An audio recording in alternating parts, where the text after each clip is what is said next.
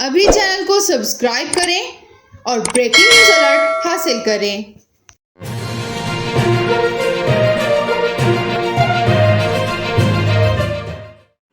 Asia की दो रिवायती हरीफ टीमों पाकिस्तान और भारत के कप्तान बाबर आजम और विराट कोहली एक ही टीम का हिस्सा बनने के लिए तैयार हैं। इंटरनेशनल क्रिकेट काउंसिल (ICC) तकरीबन 16 साल बाद एफ्रो एशिया कप करवाने पर गौर कर रही है, जिससे मुताल्लिक इत्तलात हैं कि दो रिवायती हरीफ टीमों के खिलाड़ी एक साथ खेलने पर तैयार हैं।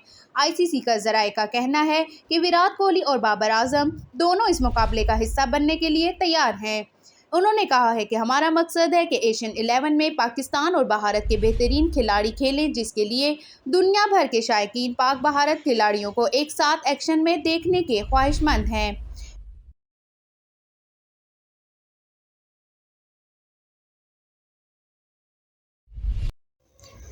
अभी चैनल को सब्सक्राइब करें और ब्रेकिंग न्यूज अलर्ट हासिल करें।